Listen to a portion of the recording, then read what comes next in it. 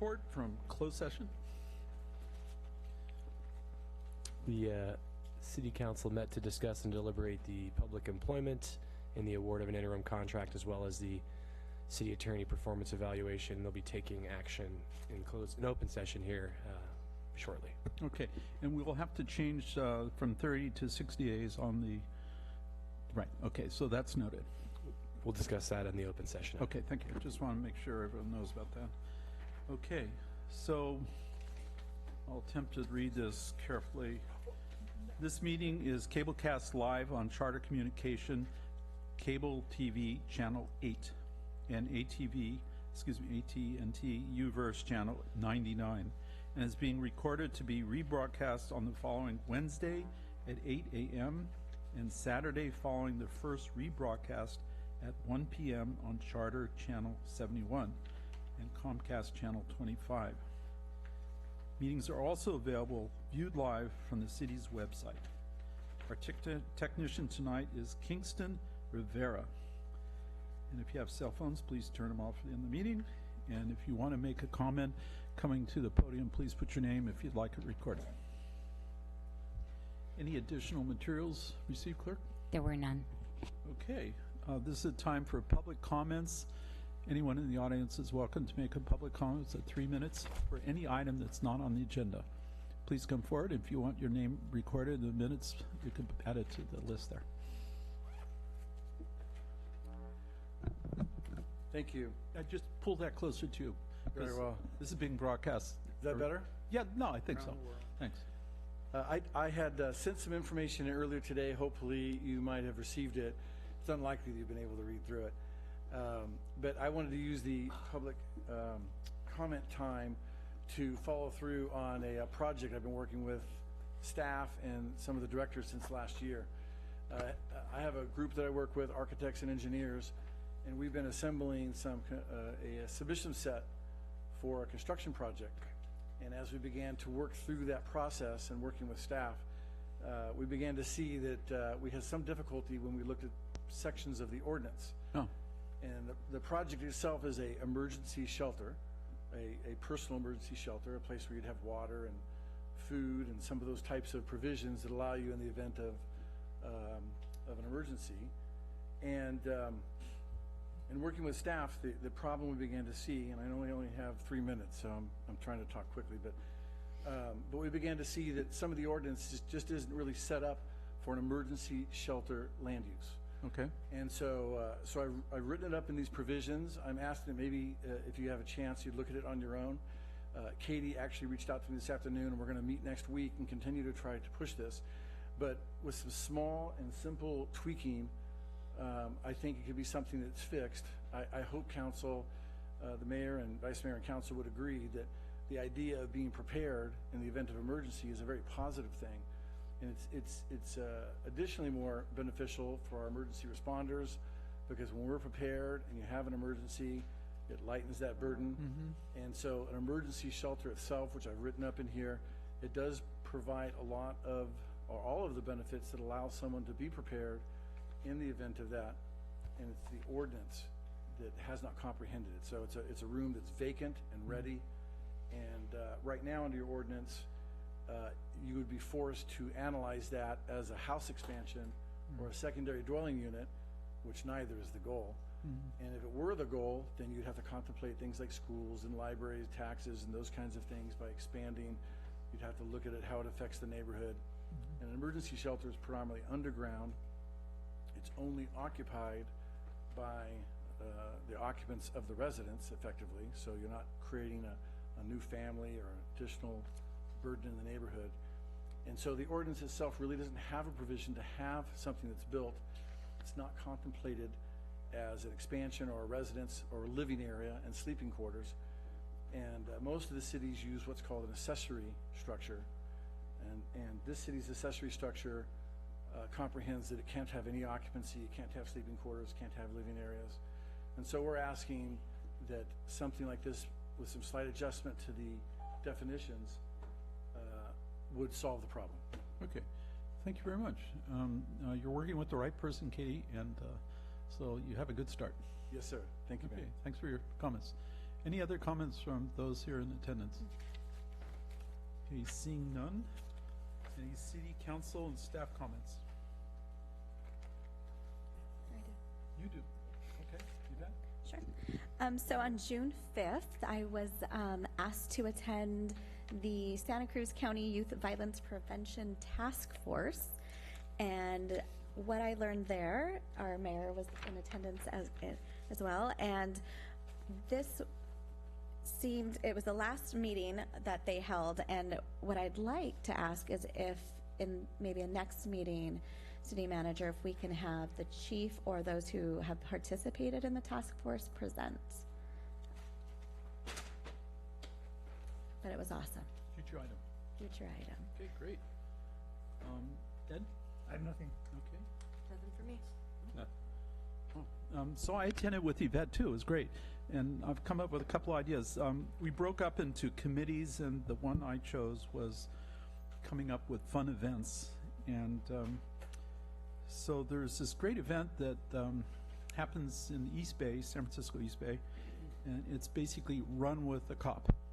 So you have, I've seen a bunch of pictures already. It's very exciting. So it's the idea that the youth in the area interact with the police from that city, and there's runs organized. So I'm going to find out more about it. There was a CHP chip guy that's CHP that's involved, and he's reached out to me, exchanged cards. So and you were there when, yeah, you were there. So we're at your store.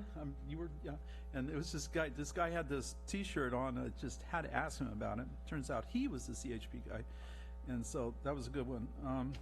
And another one I thought of, but we'll talk about later, is getting youth involved in starting businesses, working with various groups in the community. So with that, those are my comments. Any comments from staff?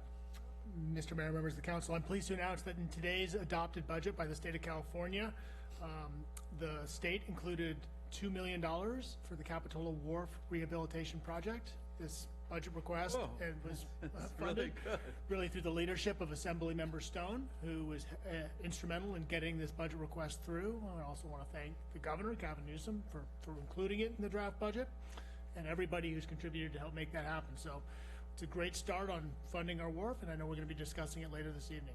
Okay, thank you very much. That's great news. Yeah. Great news. Okay, moving on to consent calendar. At this point, we have items on the consent calendar. If there's anyone in the audience that would like to pull an item on this consent calendar, please state so right now. Seeing none from those in the audience, is there anything from city council members that would like to pull the consent calendar? Mayor, I don't wish to pull an item, but I do want to announce that I'm going to recuse myself on item D. I am a member of the BIA and subject to the levy, and I don't believe it would be appropriate for me to vote on that. So, okay, we'll ignore you for that. Any? No? Okay. Do I hear a motion on the consent calendar? Motion to adopt consent calendar. Is there a second? Second. Okay. All those in favor? Aye. aye. Opposed? Except for the excusal. Yeah. Okay. So it's moving on to item 8. We're now in general government. So we have a report on the proposed wharf rehabilitation options, which Jamie's already led into. And Steve, our Director of Public Works, is going to give the report. Good evening, Mayor and Council.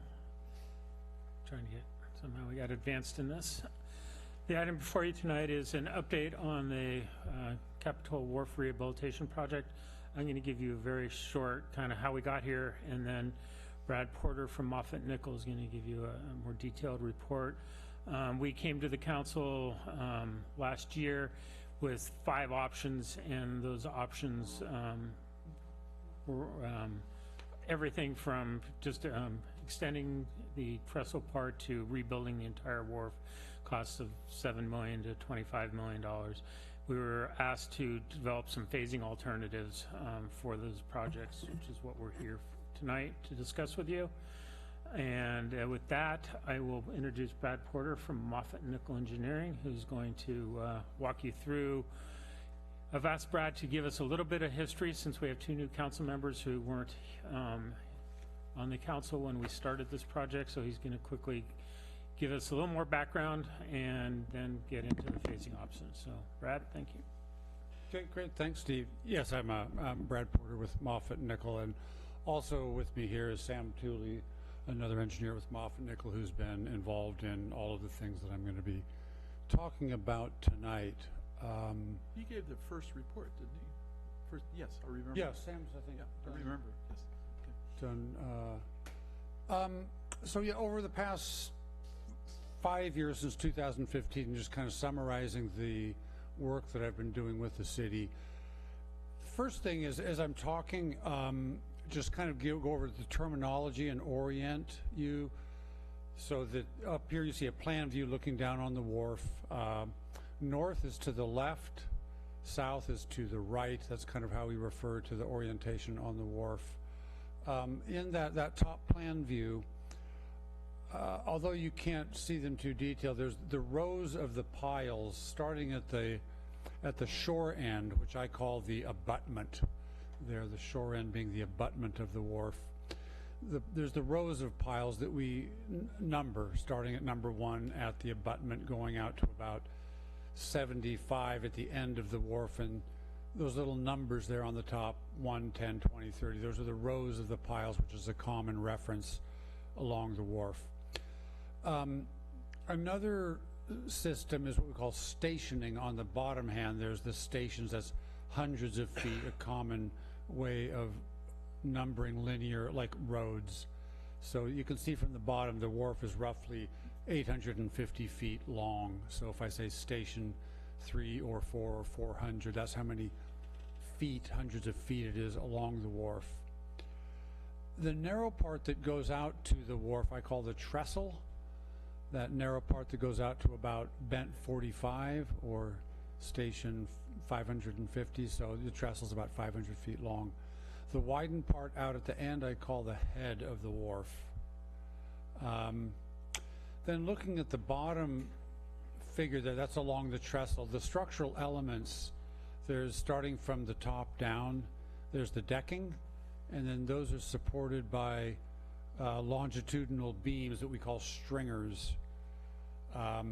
Those stringers are supported by transverse beams that we call caps, pile caps that go across the tops of the piles that you're seeing there. So, and then of course the piles themselves that support the whole wharf down to into the Monterey Bay seafloor. So, you know, decking, stringers, caps on the piles that form the pile bent, the rows that support it. So that's kind of the wharf terminology. Yeah. Here's sort of the recent history of the wharf as far as the damage that's been done on this timeline.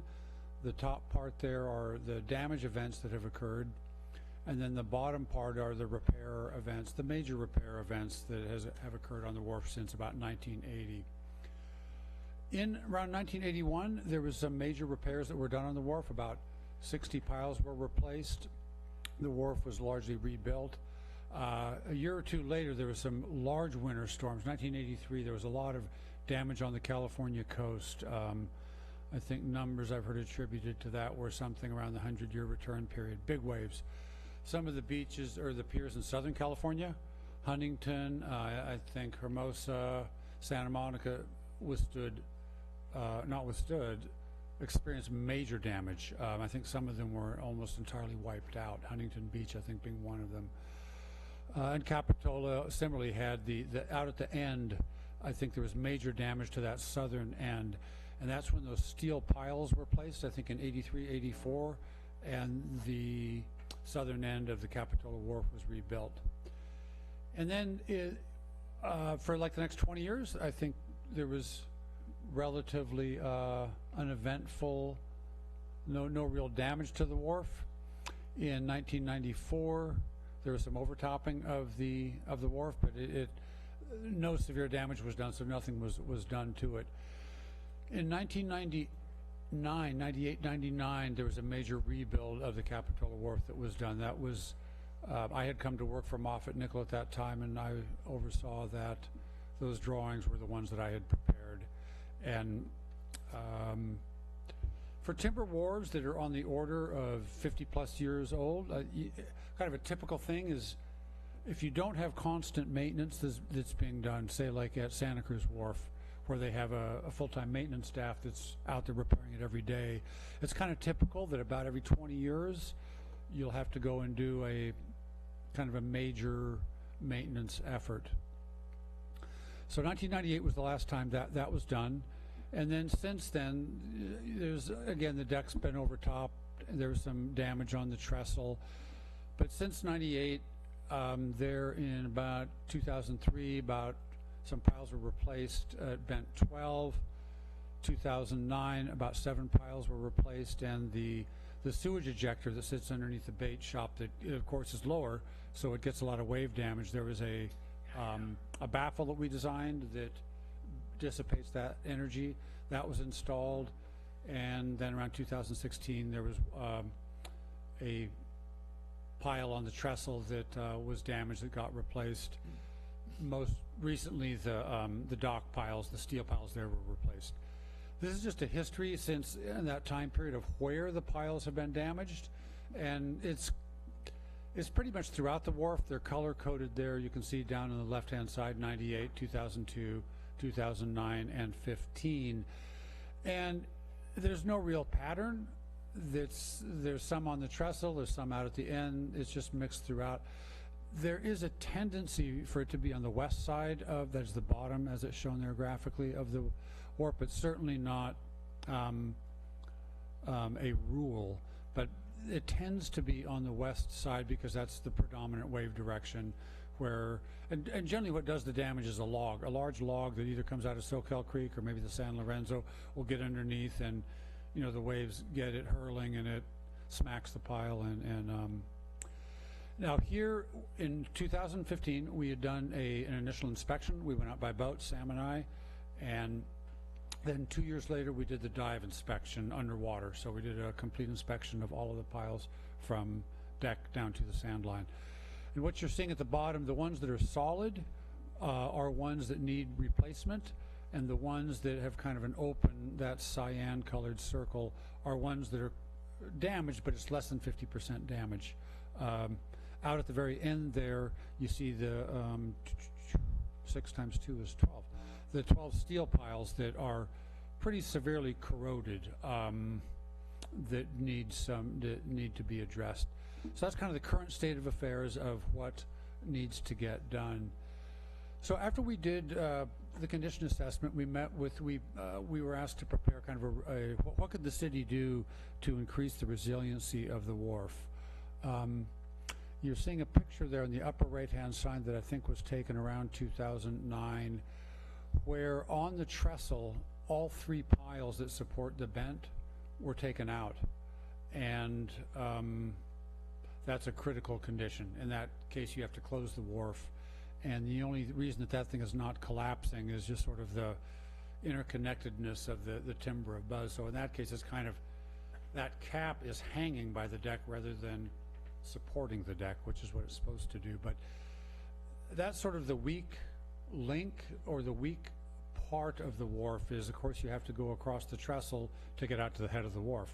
And if you lose, well, certainly if you lose all 3 piles like they did here, but if you lose, if you've only got 3 piles on the cap, and if you lose any of the outer ones, you pretty much have to close the wharf. If you lose the middle one, you can keep it open. But so we were asked to develop, what can the wharf do to increase the resiliency of it. So we came up with various schemes. You could jacket the piles. There's some things you could do with that. You could drive some additional timber piles, but none of that would be a guarantee that you would not sustain damage and have to drive more piles. One of the problems is that when you like in that case where when you lose 3 piles or maybe 1 or 2, that you have to close the wharf, you have to mobilize a crane to go out on the wharf, and it's on a unit cost basis, it's pretty expensive. Just to get the crane out there, you're probably looking at $60,000. So if you're driving 1 pile, you know, normally we say driving a pile is around $15,000. If you have to just drive 1, it's going to be $80,000, which on a unit cost basis is a pretty expensive undertaking. But these other resiliency measures that we developed in 2016 and worked with the Wharf Committee on, they were all on the order of $1 or $2 million. It's and again, there's no guarantee where that you might not lose a couple piles. So of the scheme that we, I think, settled on is perhaps getting the most benefit from would be to widen the trestle, and that's the part that you're seeing there in the blue. So that if you were to do that, that would have 6 piles going across, and you would get both the benefit of doubling the amount of piles that you have. That one photo there where you lost all 3, I wouldn't say never, but if you were to double it to 6, it would be extremely unlikely that you would lose all 6. So that was the option that we had come up with. After the bond measure had passed, we were asked to develop for the wharf reconstruction or repairs, to develop some options to what could be done. And here you see the widening of the trestle, anywhere from just the basic widening of the trestle to completely replacing the wharf in concrete, which would be kind of the long-term bulletproof solution to withstanding any damage that might occur. And these options range from $7 to $22 million. This is the recent historic review that was done. This might be a little bit out of order with the next one, but this was just completed in the last couple of months as a historic analysis of the wharf and how it's contributed to the city of Capitola. After the presentation of the alternatives to the council, which was this last fall, we were asked to go back and develop a phased approach to what could be done right now that could then also be utilized in the future. So this is what we've come up with, and so phase 1 would be what can be done currently as part of the current reconstruction of it, that then later on, when more of the $20 million option of replacing the wharf in its entirety with a concrete structure and raising the deck elevation. One of the vulnerabilities that the wharf has right now is your deck is at an elevation of 19.5. That's we're showing there on the right hand side, the south end of the wharf and the phase 1 option. As you've experienced for this location and for your wave climate, that's lower than even right now the 100-year wave event, and you've been overtopped a few times, remember I showed in the timeline, so that's one of the vulnerabilities you have. Between that and sea level rise, where the deck, if we were to build the wharf today, we would probably put it up at around elevation 24.5. Just by comparison, Santa Cruz Wharf is up at elevation 23 in its current configuration. So what we would do here in this phased approach is we would widen the trestle, as I described before, and replace the decking, place a new restroom out at the end between we're showing they're kind of in that purple outline between the bait shop and the restaurant, but then also provide a more permanent restroom on that widened portion down at the abutment or the north end of the wharf. Right now there's kind of a porta potty that's out there, so it would be 2 new restroom buildings, replacing the decking and widening the trestle to increase the resiliency of the wharf. And then in phase 2, the piles that we would drive in for the widening portion would be fiberglass piles. It's a relatively new, within the last 5-6 years, pile that's been developed that can be filled with concrete. And then in phase 2, those piles could be spliced onto, that's the purple, on the right hand side there's a section, an elevation looking at the trestle. So that in phase 2, as the wharf gets raised, you can see on the bottom there, we're ramping up where we would match the elevation at the shoreline and ramp up to the 24 feet out at the end. Those piles could be added on to, spliced with similar fiberglass piles to beat the elevation of the new wharf deck as the new concrete piles would be installed there in the blue, that cyan phase ramping the trestle up to meet the head out at the new 24.5 elevation. And at that time, the buildings, the bait shop and the restaurant would get replaced. So that's my prepared remarks. If you have any questions, I could certainly. I'd like just to kind of finish off the report that's saying the recommendation is for you to approve the phased approach.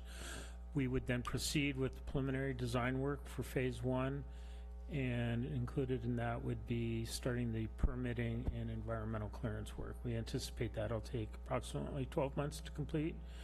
So 12 months to get the permits in place and before we go to final design. So that's what the direction we're looking for tonight is approval of phase 1 to proceed with design and permitting and environmental clearance. Just regarding the cost, the costs were in the bottom of that last slide, but phase 1 is about a $5.5 million project. Phase 2 is about a $14.5 million project. So right now, especially with the great news that Jamie gave us. Okay, sorry. We have sufficient funding with the Measure F funds to complete phase 1 at this time. So that's the direction we're looking for, and Brad and I'd be happy to answer any questions. I see questions from Ed and Sam. Ed first and Sam and Yvette. Just a quick technical question about the vents. Okay. So in the trestle that we're adding, the one vent has the 3 piles that connect it.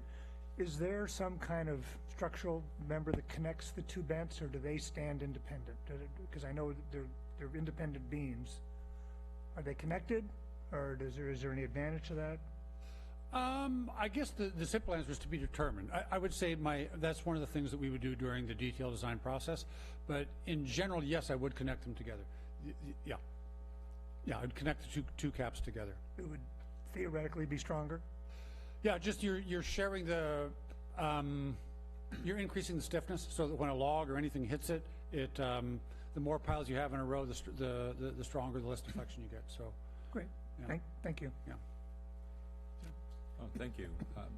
The history of repairs, is there a cost figure on how much the city has spent to do those repairs? Let's see, going back to 1980? I've looked at it once. I don't have that number in my mind right now, so certainly something I can provide to the council at a later date. Well, I think I would be interested in seeing what those are. Okay. Hopefully the whole purpose of this is to avoid those expenditures over the life. I do know that, excuse me, Mayor, or Councilman Story, I know when we've done pile replacements, we're paying close to $20,000 or $30,000 a pile just because the mobilization costs. So we've probably spent a couple $100,000 each time we've done a pile replacement. I know the major project that happened in 1999 before I was here, but I believe that was a $2 million improvement project that widened the base of the wharf and also redecked it. So those are costs I know. What the costs were back in the '83 storm, I do not know. Excuse me. Okay. The phase 1 portion, what would the life of that rehabilitation be? Or I would say it's certainly at least 10 years. I would say 10 to 20 years at least. On your first question, I know that we would have the bid prices from 2000. Because we had received those, but there's sort of see if I can just sort of describe it. But it's kind of like a sawtooth graph that goes down. Is that what we find with wharves, timber wharves in particular, is that over time they kind of deteriorate, and they'll either fail, or at some point you spend a bunch of money, and that kind of gets you back up on the curve, the lifespan, and then continues to deteriorate, and then you spend some money, but it's always sort of a down, and at some point you're spending more money on your repairs than you would just to replace it. Right. And at what point is that? You can maintain it, I don't want to say indefinitely, but just for example, the Capitola Wharf was originally built in 1860, 1850s? And there's been various replacements and additions to it over time. Santa Cruz Wharf was built in 1914. It's now over 100 years old. But like I said, they have a full-time maintenance staff. If you have a full-time maintenance staff and you do continuous repair, you can probably keep it going almost indefinitely. But if you're sort of doing, you know, the periodic, it's, I know I'm not answering your question specifically, but that's sort of the general trend. And I would say that within the next 40 years, you're probably at that decision point of, do we keep repairing or do we replace it? That's where that phase 2 comes in. I think you would be in. So even after we complete phase 1, we're still going to be confronted with that issue? Well, do you need to do replacement? I'd say that right now, every 20 years, as you did in 98 and you did in 84, the figure that every 20 years you're going to have to make a substantial investment in repair. And I think that's where you're at right now. On that order of, yeah, replacing a bunch of piles and the decking and a bunch of other stuff on the order in present dollars of, you know, $4 to $8 million. Sure. Okay. My recollection is in 98 it was on the order of $1.5 or $1 million.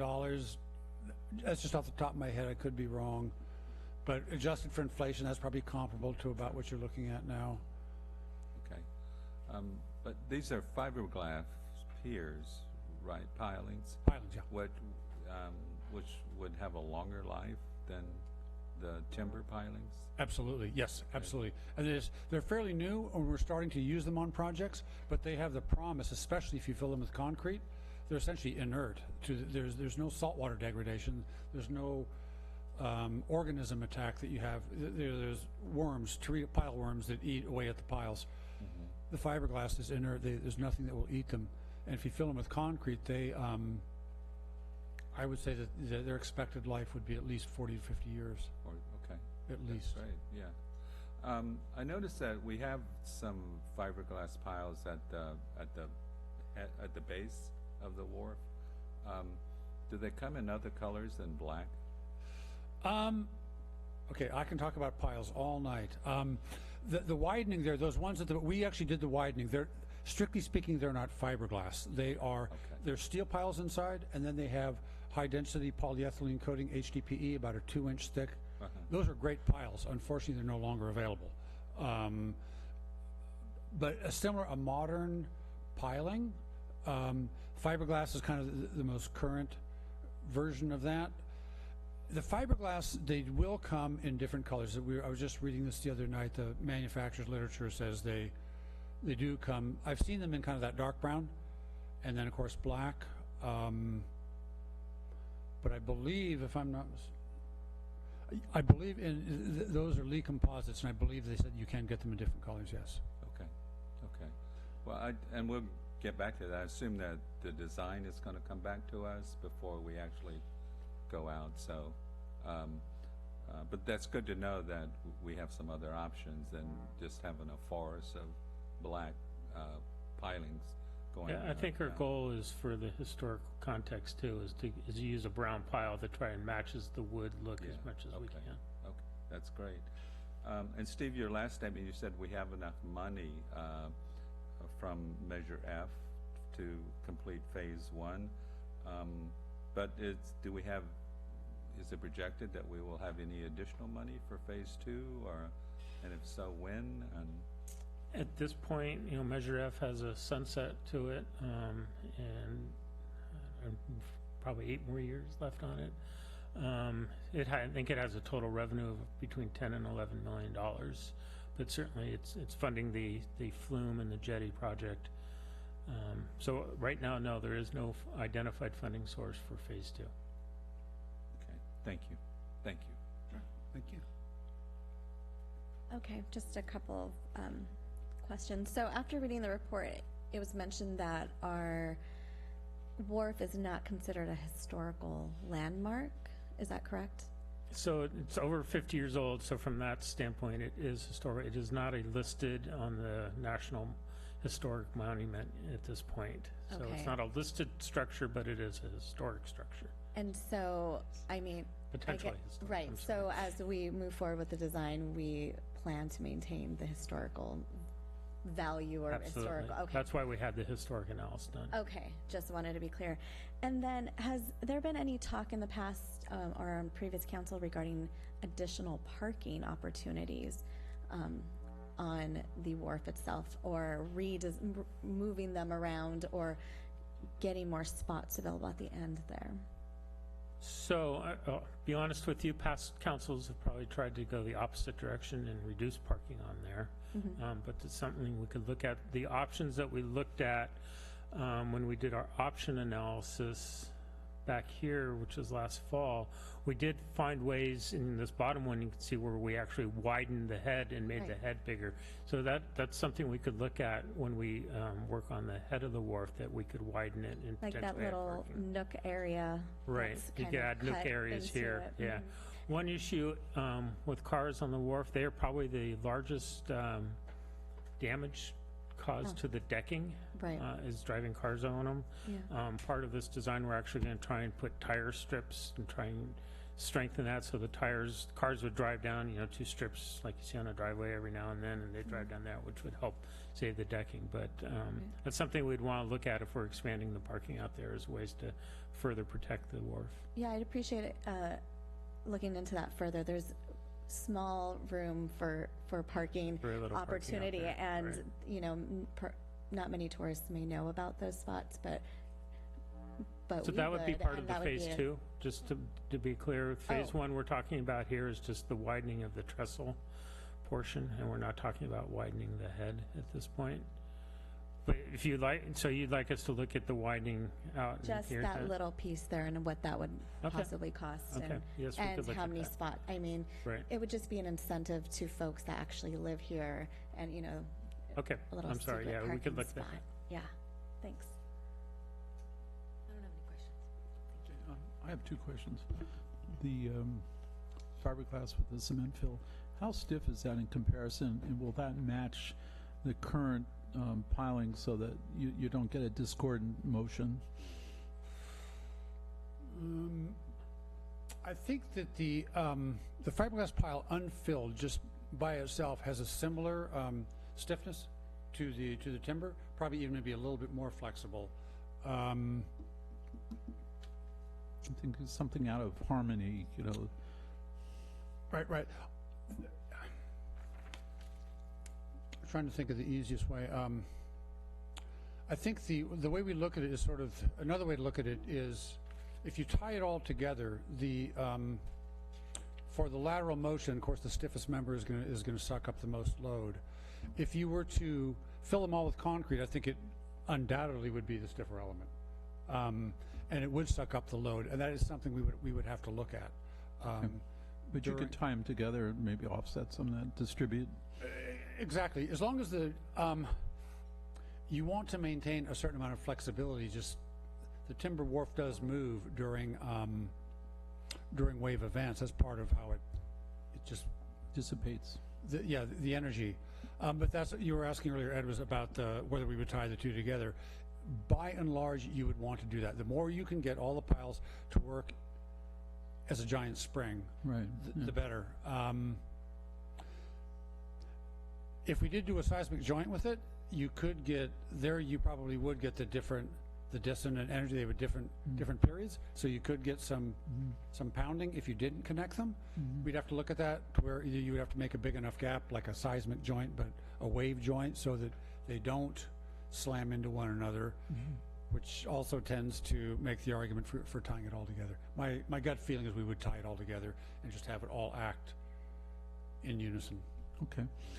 Since one of our problems has been various lines, service lines being broken, and like you said, it's closer to the waypoints.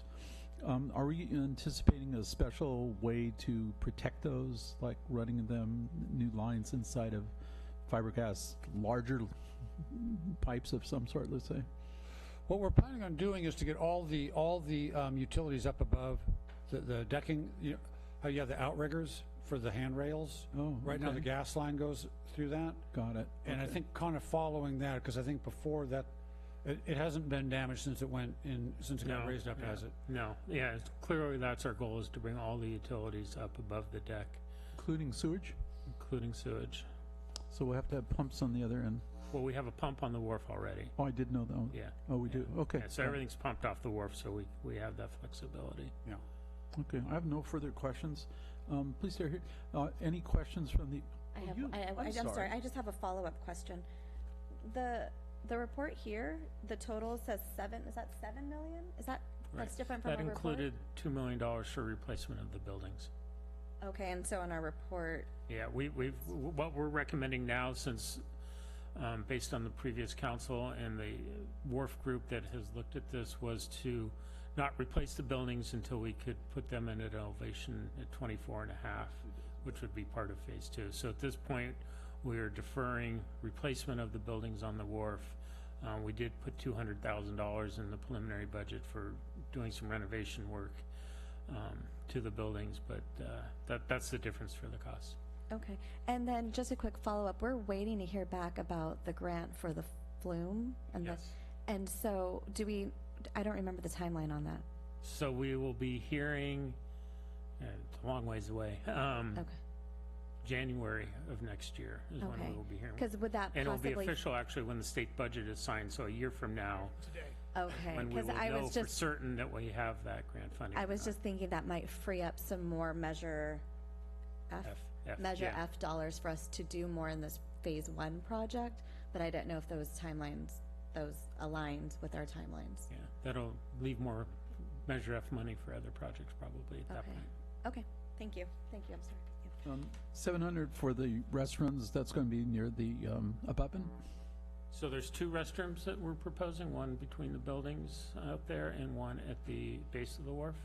But, phase 2 is the one between the buildings, right? So Yeah. near the abutment or at the abutment, that would be, There's one here at the Okay. abutment or the base and one between the buildings. is that the modular one I think you've been looking at? That's what we're looking at, and we Okay. haven't finalized that and made that decision yet, but. Okay, that's I'm just something curious where it was in design.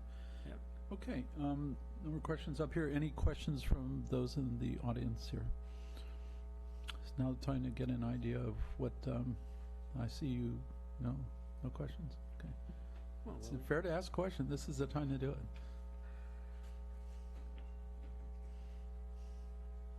Questions or comments? Or comments? Thank you for the opportunity, Mayor, members of the council, and staff. Yes, I'm Willie Case. I am the owner of the Wharf House Restaurant, and I hadn't really come here to make any comments, but merely to listen. But I was made aware of the conversation that was going to take place tonight by reading the paper Tuesday, and I would have kind of liked to maybe had a little bit of a heads up on the fact that we were at this point in reviewing the options.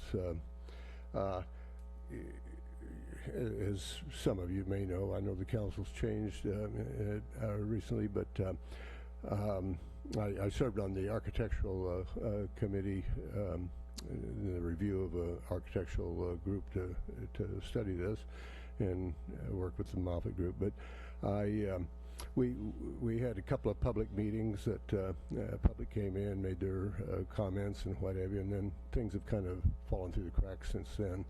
And I understand the reasons for that. I know that there's some budgetary issues that need to be looked at. But I really would like, in the way of a comment, to ask that maybe we resume our subcommittee meetings, WARF subcommittee meetings, and I'd like to do that. I know Steve's a very busy man, and but we have a lot of people involved in the decisions that will be made about the wharf, and it'd be nice if I could answer those questions. We have an enormous amount of people come to the restaurant on the weekends. We're a very popular place, very fun place on the weekends now that we have our deck open, and I'm always trying to answer questions. Public has an enormous amount of questions. They want to know, well, is this our last year? Is this it? What are we, blah, blah, blah. And I think if we could resume our subcommittee meetings and keep myself and maybe Frank informed as to where we are with things, it'd make us look a little smarter when we address those questions. So anyway, Thank you very much. I think Steve's heard that, and move forward if it's something possible. Certainly when the new plans come out, I'm sure you'll get a first crack at looking at them. Any other comments from those in attendance? Okay, coming back to City Council. So, May I ask, yes. concerning on that request for the WARF subcommittee meetings, wasn't there a WARF study group that used to meet regularly? Yeah, and we've met, and we met when we were originally phasing out this project. Admittedly, as we got set aside and did the historic report and put this phasing report, I failed to hold another meeting, but I will do so shortly. Okay, so that, all right. Yeah, thank there is you. a WARF working group, yes. Good, okay, thank you, Steve. Yeah, it occurs to me, since the owner of the Wharf Restaurant meets a lot with the public, it's a great way to get the message out. And maybe we could also post something if there's a possibility of doing that at your restaurant, so that some of the facts that are, being discussed here could be, and improved perhaps, being a way to get to the public. Okay. So I think at this point, we're trying to decide, okay, I think Ed is going to jump in with a motion here on which I think days. that's what we're here to do, is to Yeah. discuss it, so, Yeah. my comments on this, I think this is a great plan. I think I've made Moffett Nickel come here at least 3 times, and after the working WARF committee, I met with Councilmember Peterson and myself.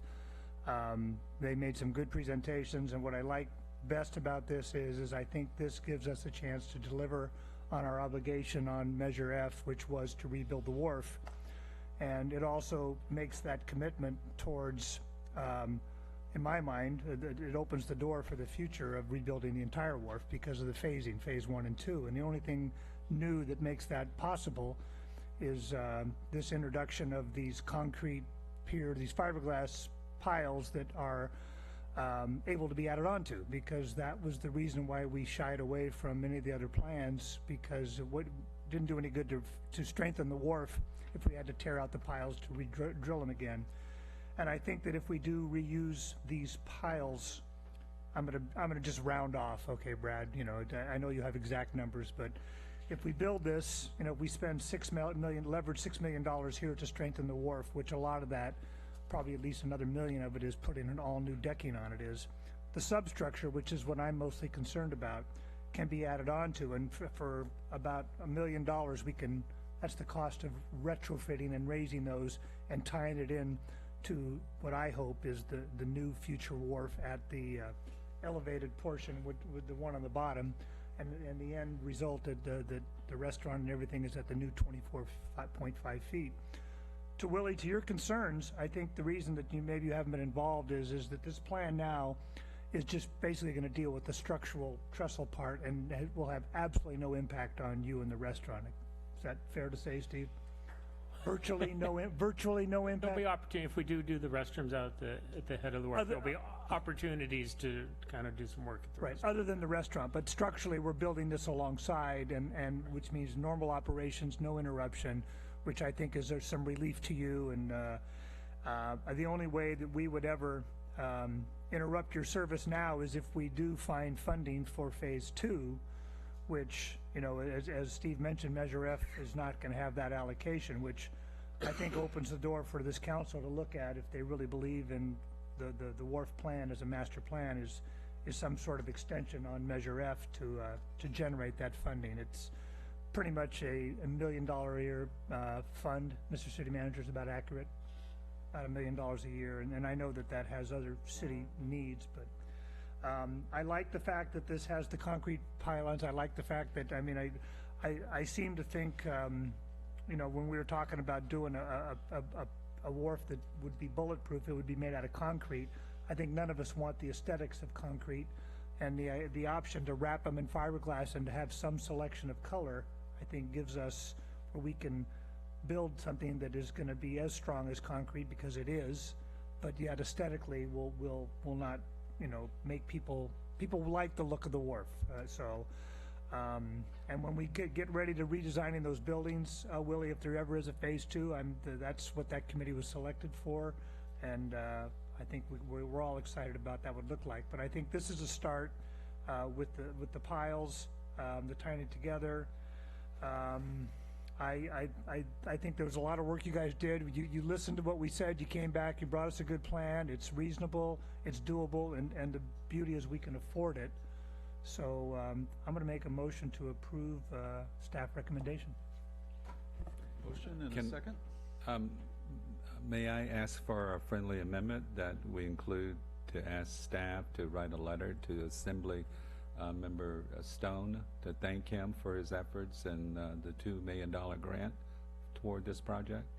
At a minimum, we should do that. Absolutely, but I think it would be good to include that as part of the motion, and with that, I'll second it, but I did have a question from a comment you made, Ed, and you can do this work without closing the wharf? I'm not going to say that. Maybe Brad will. What? Okay, the last time we did the rebuild, the wharf was closed. It was closed for, gosh, I want to say 3 or 4 months. There was quite a few piles that were replaced. What really needed to be closed was the replacement of the decking.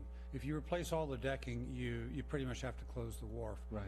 I'd have to look back, and I want to say though that it was done.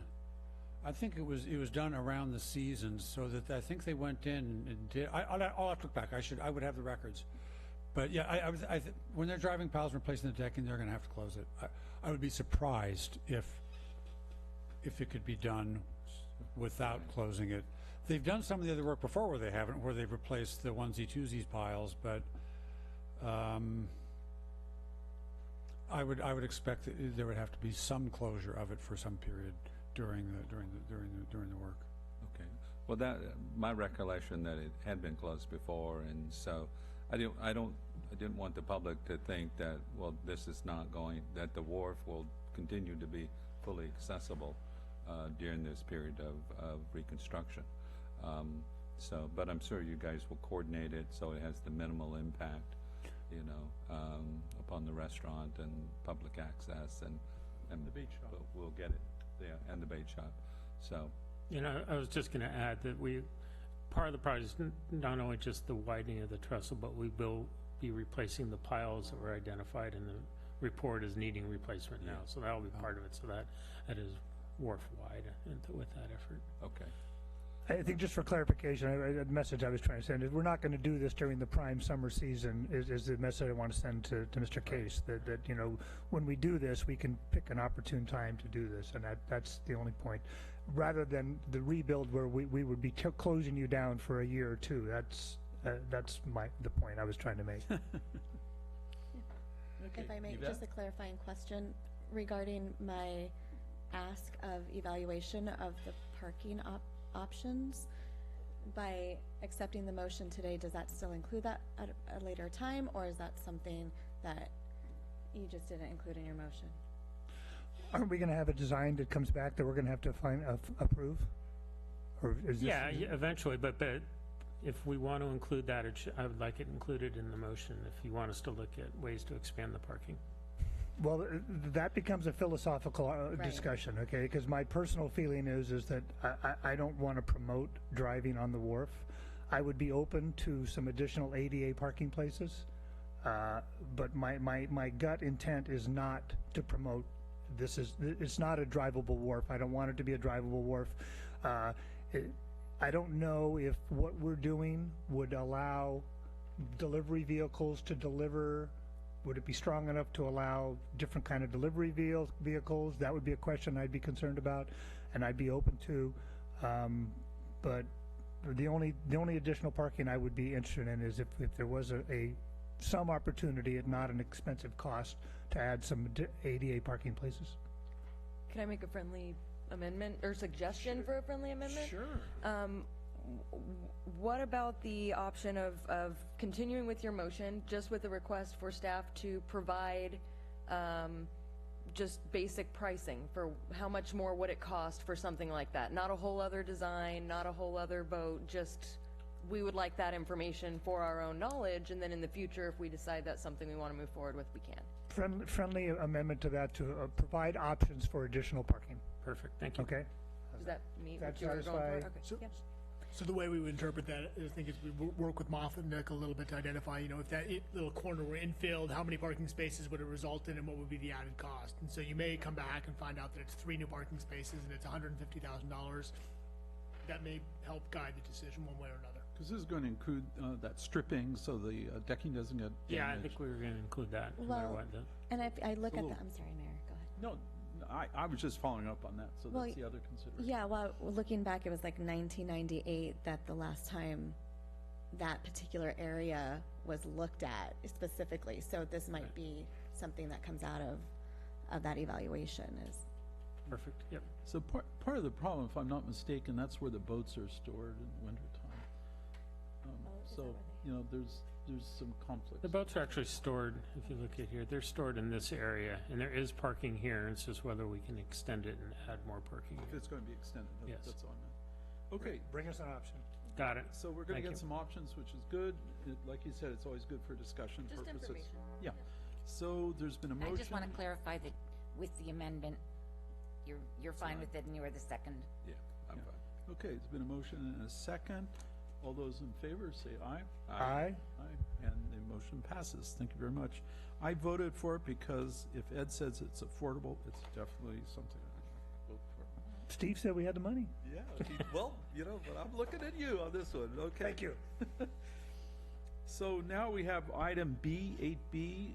We have designating 2 new 24-minute parking spots. Steve? So the item before you is to consider the addition of 2 would be new parking spots are currently in a red zone on Capitol Avenue. Some background on April 4th of this year, the Planning Commission approved permits for a takeout restaurant at 401 Capitol Avenue. 401 Capitol Avenue, just north of the trestle across the street here, does not have any any parking, either on-street or on-site for the business. The Planning Commission did discuss including adding on-street parking as part of it, but it was really beyond their jurisdiction to do. So it was not part of their recommendation, not part of the condition of the project to add any parking. The property owners of both 331 Capitol Avenue, which is the Trestle building just south of the Trestle, and 401 Capitol Avenue, where the new business is going, have submitted a request for 24-minute parking or green curbs.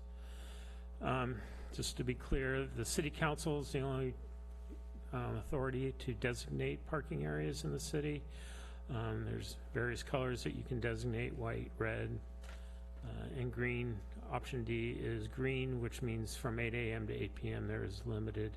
Parking is limited to 24 minutes. If we did add these spaces, they would be numbered and metered. I don't know if we'd put individual meters, but they could be paid for at the pay stations. So here's a quick map. So this building here is where the new business is being located, takeout food business. There is a green area that is currently red, and it's mainly due to the being on the corner and the kind of the narrowing of the road here. If we do relocate the center stripe about north 1 foot, we could accommodate these 2 new spaces here. We wouldn't want to go more than that, or we're going to start blocking visibility from people pulling out of the Trestle building parking lot. So there's 2 areas here that we could certainly designate. Be honest with you, we could designate them as full-time parking, or we could do them as green as been requested. So that's my report, and I'd be happy to answer any questions. Before we get into questions, I'd like to thank you, Steve and Katie, for meeting with the concerned property owners and working on an agreement that you brought to us today. So thank you very much for that. Now we're open for questions from the City Council. Oh, Sam. Yeah, thank you, Mayor. Just trying to think a little bit ahead. If we were to widen the sidewalks or continue the widening project up through this area, would the street still be wide enough to be able to accommodate that? We're getting pretty narrow. So right now we have a 17-foot lane on the southern one, and the northern one is 15 feet. So a 32-foot width. We really wouldn't want to get much narrower than that. And the parking stalls themselves are 7 feet wide. We probably have a foot or two, but no more than that. And if we wanted to go to, 5-foot sidewalks, we could probably do that. If we wanted to go to 8-foot sidewalks now, then we wouldn't have room to maintain this parking. Okay, thank you. That was a great question. I didn't think of that. Okay, any comments from the audience on this particular issue? Seeing none? Did I? He's here. Where? Oh, the owner. That's I property did owner. not see. You respond. Okay. I turned away too fast. Sorry. Hi, good afternoon. So I'm the property owner of 401 Capitola. Speak into the microphone, please. Thank you. Just pull it down. Yeah. Thanks for 401 coming. Capitola Avenue. So I think that a loading zone or 24 minutes parking would be beneficial for not only just my business, but the surrounding business, just to drop off supplies. And so they won't be using the city parking and walk across the street and kind of maybe jam up the traffic too, because if they're carrying supplies across the street. Okay. Yeah, and glad to meet you too. Thank you. Okay. Thanks for your comments. Any questions of the property owner and the potential new business coming soon, right? Yes, the tea shop. Tea shop, yep. Okay. I didn't get your name. I'm sorry. Amy Cheng. Amy Chang. Okay. Thank you very much, Amy. Thank you. Thank you. Okay. Any more comments? Seeing no more comments, back to City Council for motion and discussion.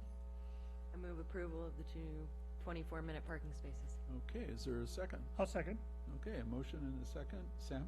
Could I, and I'm going to support the motion, but I think I do want to state for the record that if it ever comes up that we have the ability and the funding to widen the sidewalks, I think that should have a priority if these parking spaces get in the way of that.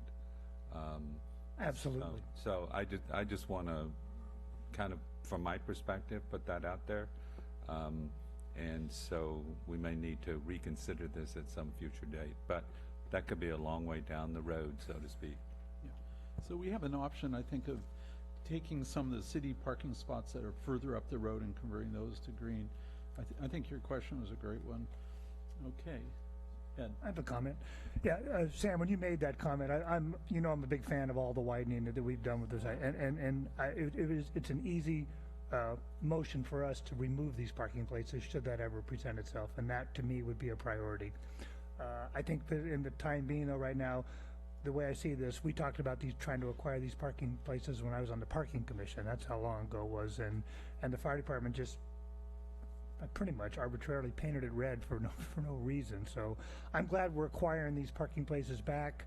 It could be a tough decision whether they're commercial or 24, but I think the 24 will solve everybody's need because just because of the time limit of it.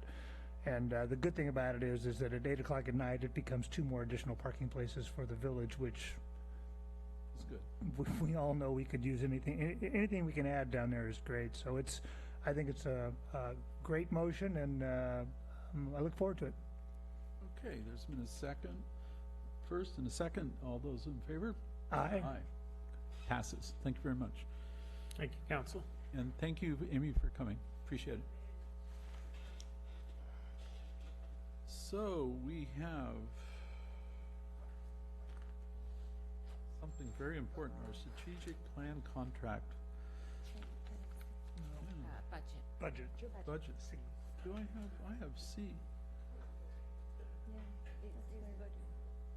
Oh, I have C here. Not on his agenda. So there's a misnumbering here. Okay, it's misnumbered, sorry. Okay, now we're on the budget. I was going by this one right here.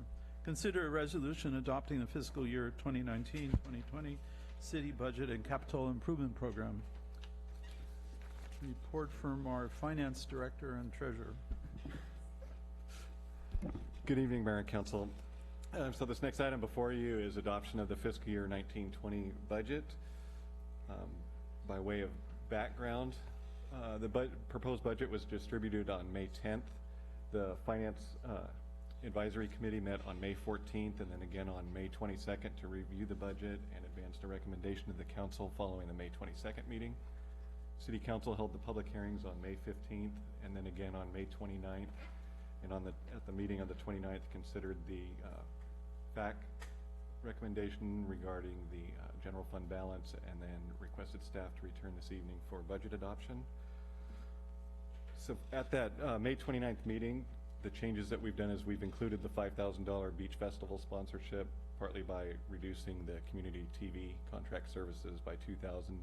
So that impacts our fund balance by reducing the revenues over expenditures down to $884.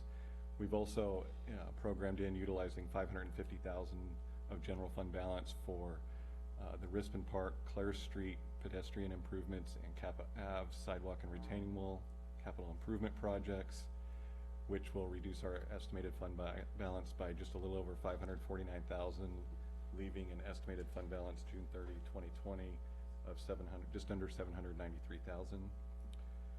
The May 29th meeting, we also talked about the restricted transit occupancy tax and how it relates to early childhood and youth programs. And we've set aside $2,500 as council directed for the Child Care Center Startup Fee Grant Program, which leaves an unappropriated balance of $20,300.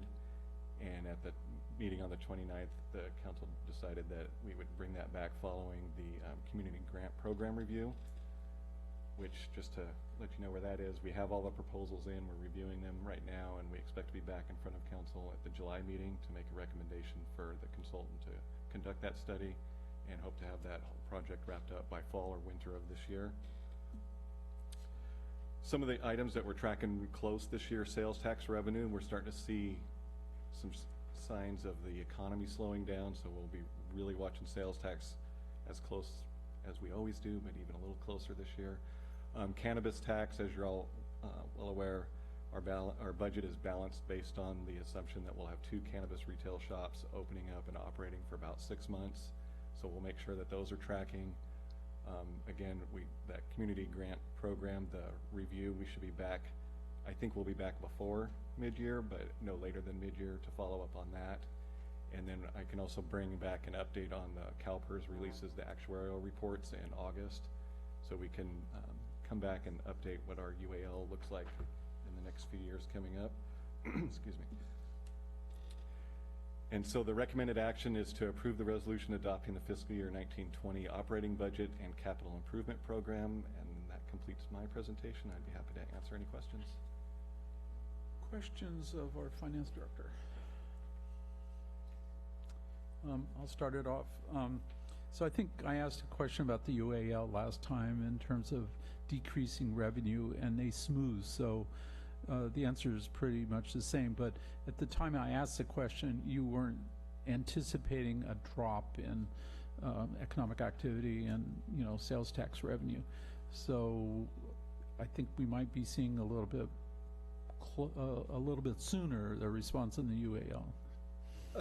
Potentially. What our sales tax does here doesn't necessarily reflect what CalPERS is doing with their investment portfolio. But it's economic activity. It is it's not a direct activity, correlation. Yeah, Yes, that's all I meant. It could. I don't think their investment returns were great at the end of last calendar year, so I anticipate the UAL to go up, but I don't know that for sure.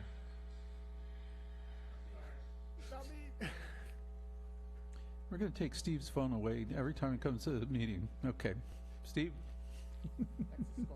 Yeah. Well, okay. Golden State winning? Come on, tell me. Okay. Okay, I'm sorry. So I do anticipate an increase in UAL just because of the way the economy behaved at the last quarter of last calendar year. Okay. But we'll see what CalPERS does. What we lost at the end of last calendar year, we've almost made up so far in the first quarter of this year. Right. So it's just something we're monitoring really closely. Okay. I know you can't say exactly, but I just want to know. Okay. Any questions of Jim? Well, we've gone through a long process, and as you've stated, the Finance Advisory Committee has been quite participatory, and some of the things they recommended have been incorporated, as you mentioned.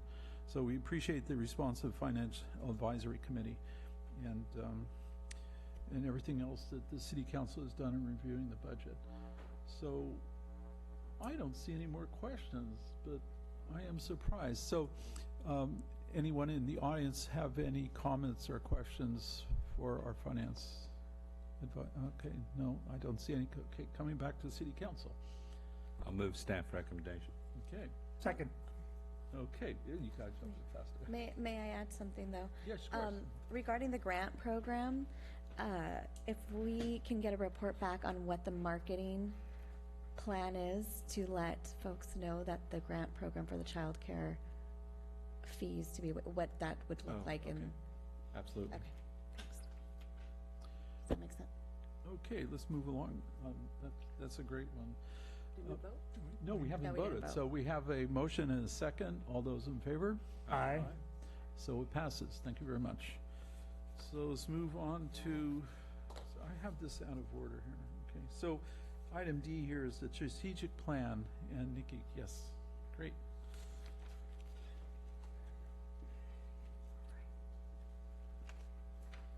I'm getting used to seeing you up here a lot now. This is good. Well, thank you, Mr. Mayor, council members. I am here to present an item for you about the Recreation Strategic Plan. So in February, council allocated $13,700 to support a recreation strategic plan, and at a request for qualifications, RFQ, was issued to the public. We received 6 responses to that, and staff met with the top 3 firms. All of those companies that were interviewed by staff provided an estimate cost between $60,000 and $80,000 for the project. Staff unanimously identified Blue Point Planning as the top firm, as it being the best fit for us to move forward with, and then worked with Blue Point in order to develop contract alternatives at different levels of funding for council review.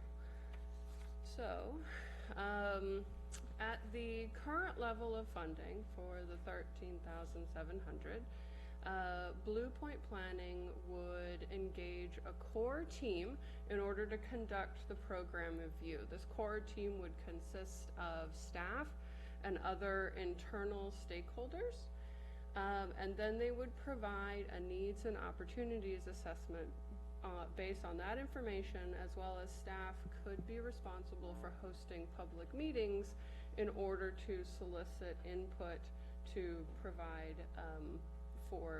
with those core team meetings. And an infographic to kind of give you an idea as to what that would look like those would be the steps that would be provided. So doing the program review, meeting with that core team, identifying needs and opportunities, recommendations from the core team, and then a final strategic plan being produced by Blue Point.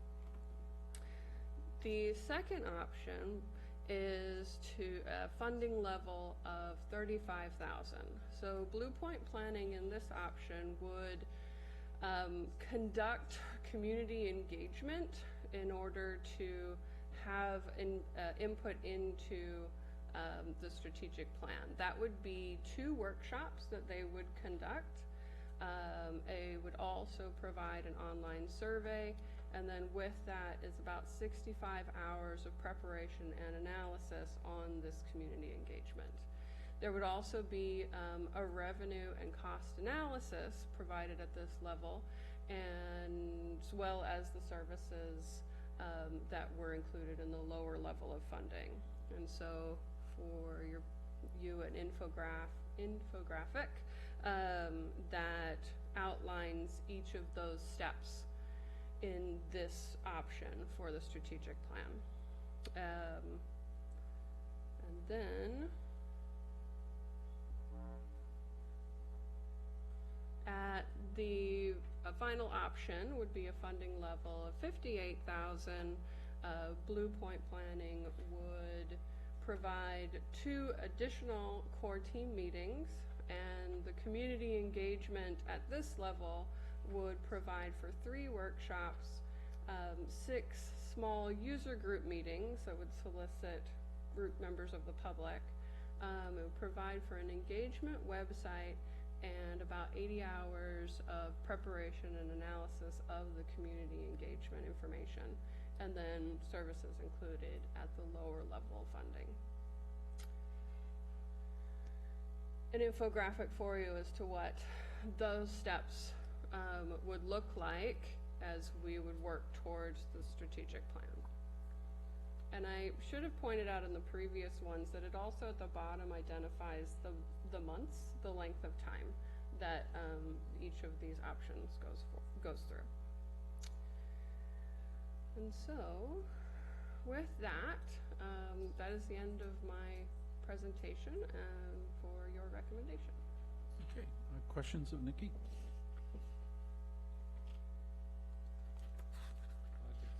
Sam? Nikki, do you have a preferred plan? The most, you want the most expensive one, or is there Well, one that you feel? Yeah, I think, so I think that community engagement in this strategic plan is a highly valuable resource to have, as it really guides us as to, since a lot of recreation is services provided to the community, it would give us a really good guiding point. As well as staff, everybody in recreation are exempt employees.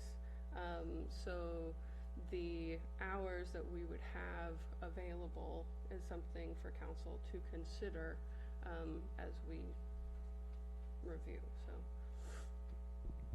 I think it's, everyone in recreation is hourly, so Yeah, different so- from when Public Works goes out and, we have obviously exempt employees who can work overtime to did I do this. say? Yeah, I was I wondering. misspoke, sorry. I knew what you meant. I knew what you were getting. I've been teaching first aid and CPR all day, so I might be a little talked out. And just one follow-up question, to get to that $35,000 level, the staff recommendation recommends using the childhood TOT funding from 1920. Is that the 22,000 that's been bandied about? That I would think be it's about direct- $20,000 left. I think that's it. Yeah. That's an option. I don't think it'd be an option to do all the funding for the strategic plan, but given the interplay obviously between rec and youth programming, it seems that, if half to 2/3 of the funding came from that, it would be a reasonable use, understanding the council recently said, let's set that aside for the time being. Thank you. I have a question. So on the first option at 13, there was a mention of staff working on public engagement. Staff has done that in the past, most notably with public works projects. Has there been internal discussion about how that would be managed? Because we don't normally do that outside of public works, so I'm just trying to get an idea of how that would work and how you would approach it, and if there's been internal discussion on that issue. Well, in preparing this, I did have a conversation with the city manager, and he guided me as much as saying that there is the staff do have the experience of hosting public meetings in order to solicit feedback, and that similar models could be used. Okay. I think it is fair to note, though, that, Nikki and her staff are our recreation experts, and, certainly between community development, my team, and Public Works, we can figure out a way to help out and do that. It would probably need to happen after the summer, when recreation is calmed down a little bit. And, there would be a difference. Obviously, Blue Point Planning does this for a living, engages public process around recreation strategic plans. So there'd be some inventing the wheel for us, but it is something I think that would be reasonable for us to look at this fall. Yeah, I think that's a good thing. I know we have the staff depth to do this. I just want to know if you've actually had that discussion, that's all. And it sounds like you have. That's good. Yeah, so in our packet here, there's the whole elements of the strategic plan, and it talks about the vision and the strategies and all that other great stuff. And at the lowest funding level, it pretty much ends at a needs assessment. So would we still have these goals, strategies, initiatives, tactics, priorities that came out of those user groups and still end up with an actual strategic plan at the end of it? Or would we essentially have On this that? base option? Yes. Yeah, so it says the core team meeting, then the gaps, needs, and opportunities assessment, core team meeting, and then it says final strategic plan. So I guess I'm wondering are we actually gonna get a whole strategic plan out of this, or are we just essentially gonna get that assessment from which we as a city create the strategic plan ourselves? So in this scenario, we would get an identified needs assessment from Blue Point Planning.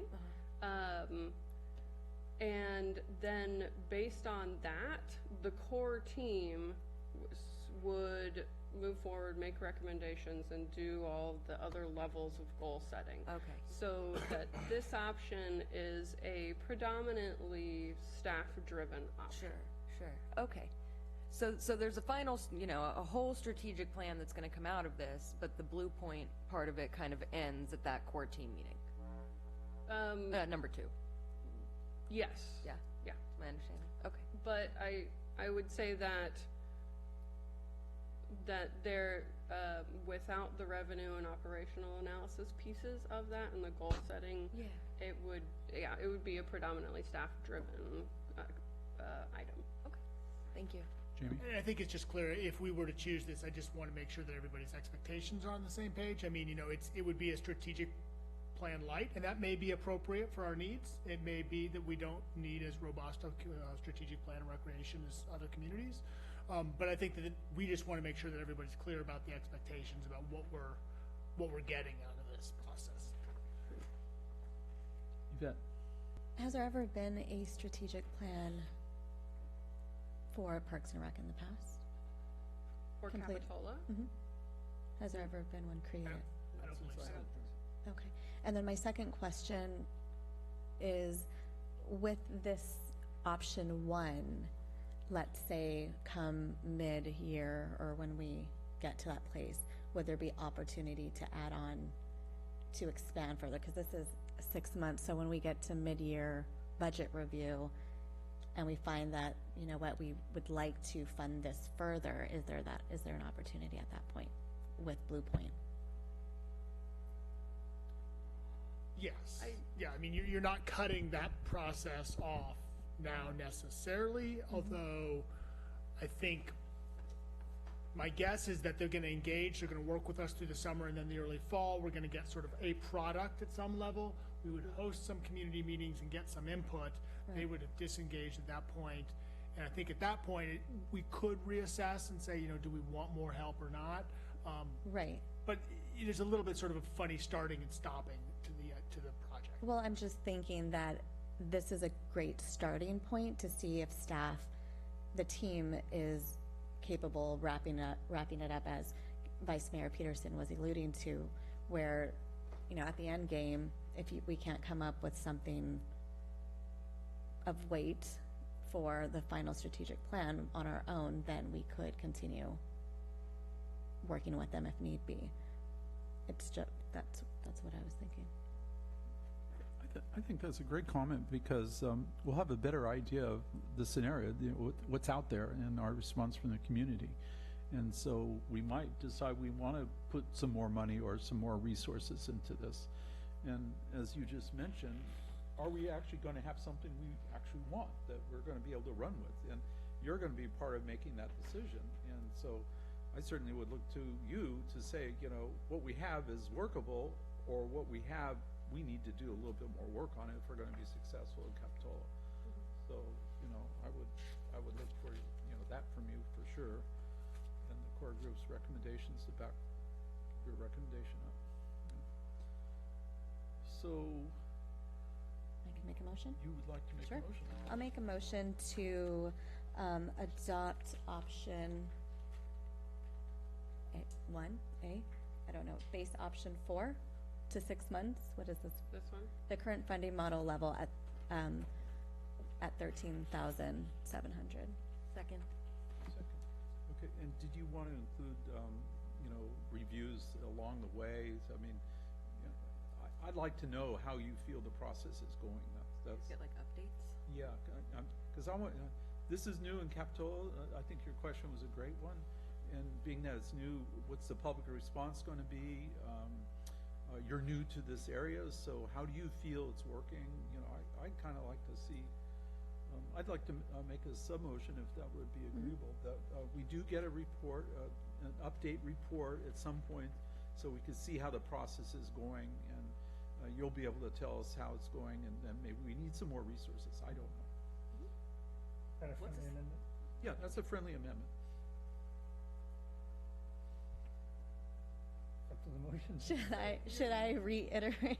I'm assuming that through this process, there will be updates at future council meetings.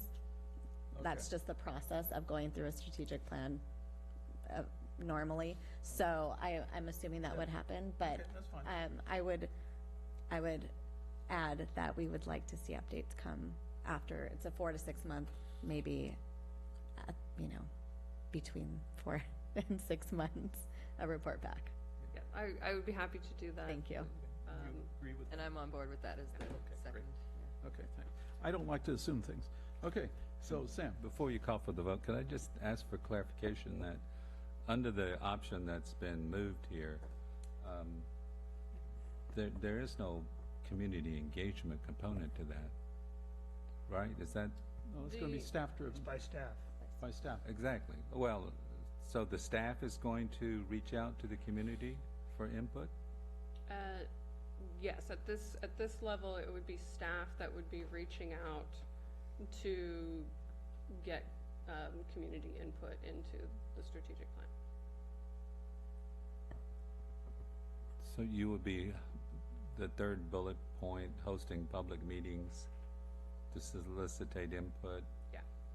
Any online presence? We could potentially do that, yeah. We could put something on our website. Okay. Thank you.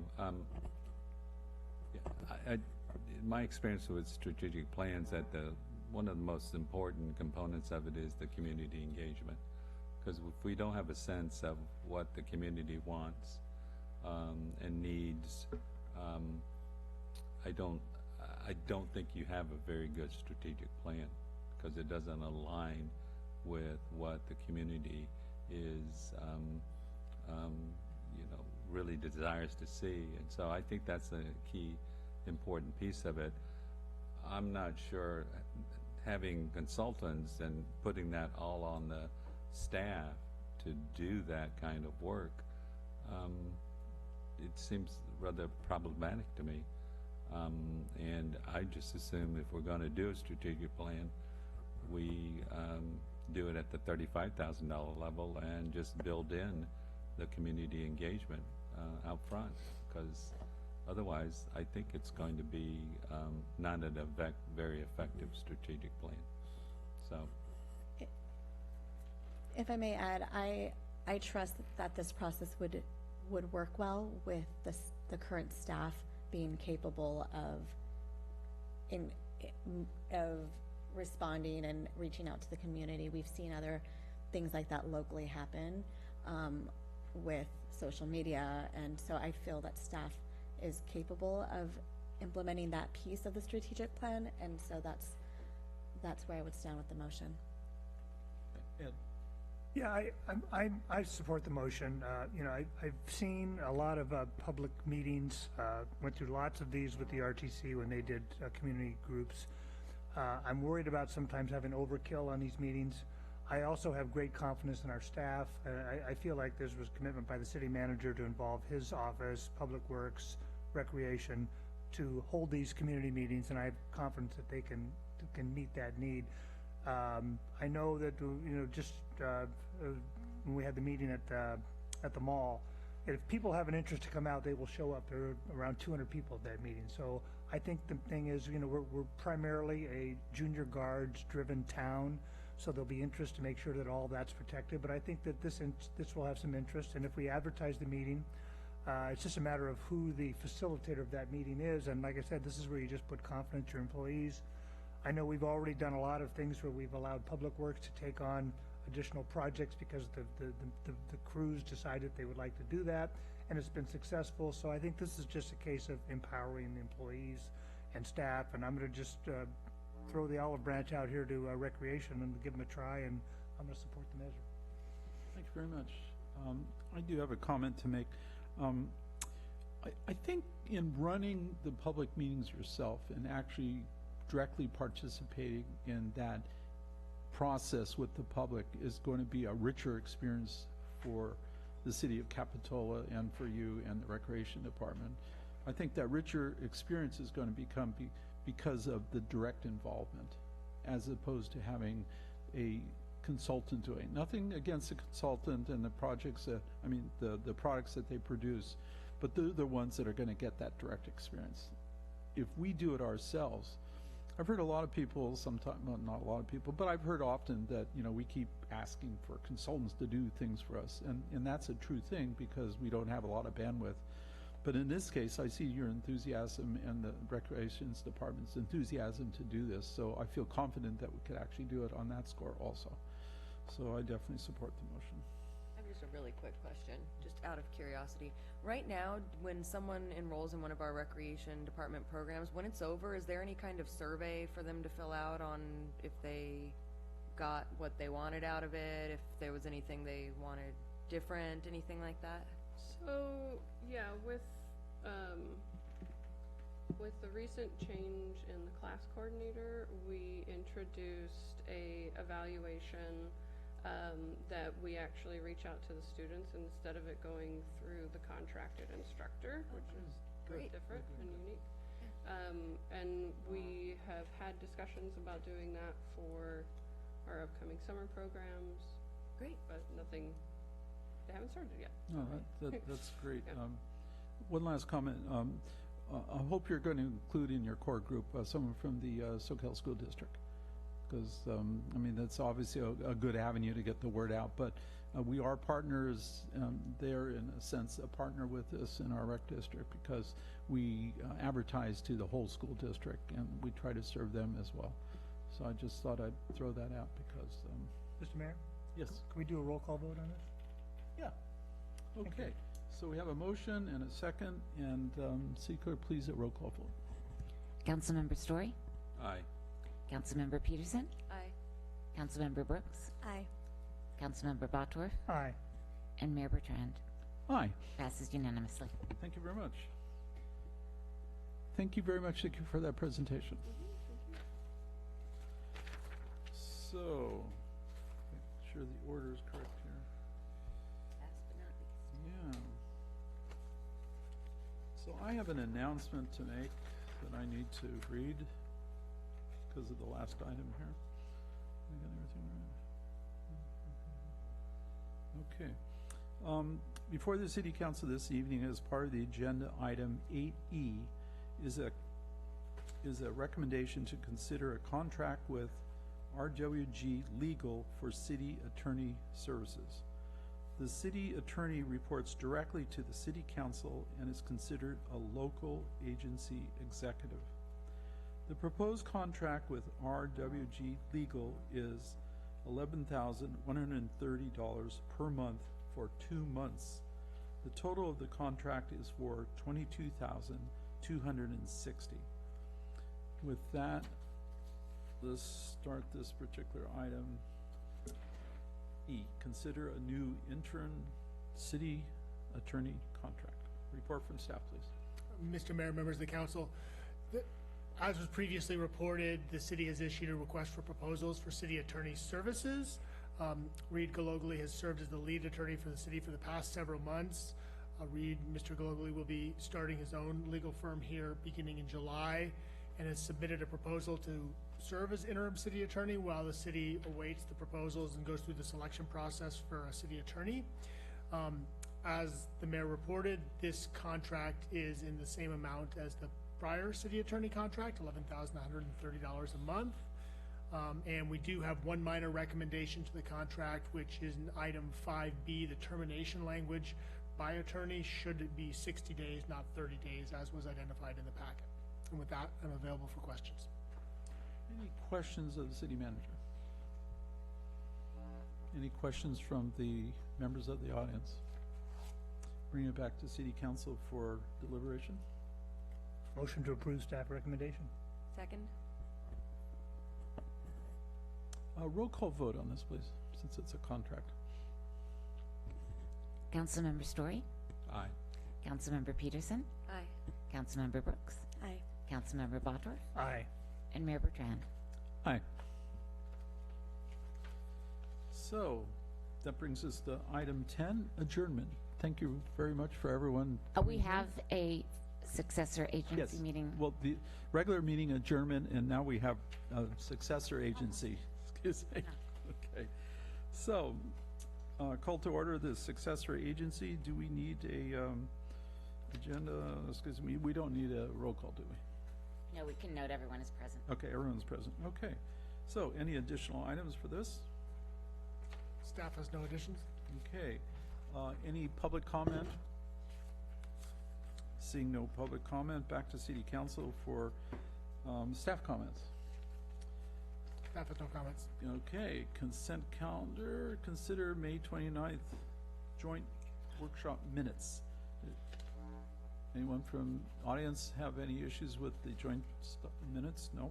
Okay, bring it back to city council. Motion to approve minutes. Is there a second? Second. Okay, all those in favor? Aye. Aye. Okay, general government hearings, adopt the fiscal year budget 2019-2020. Recommended action, Jim? Thank you, Mayor and Council. This last item is just kind of the cleanup for the last page of the budget document that was in the packet earlier. I didn't prepare any presentation, but I would be happy to answer any questions. Okay, any questions for Jim?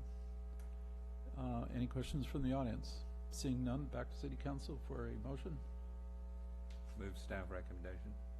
Second? Okay, all those in favor? Aye. Okay. So at this point, I'd like to adjourn the meeting until next time. Thank you very much. Oh, no.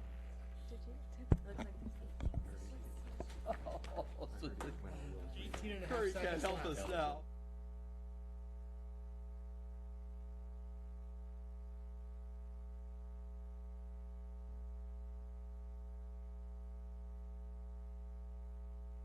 Ted.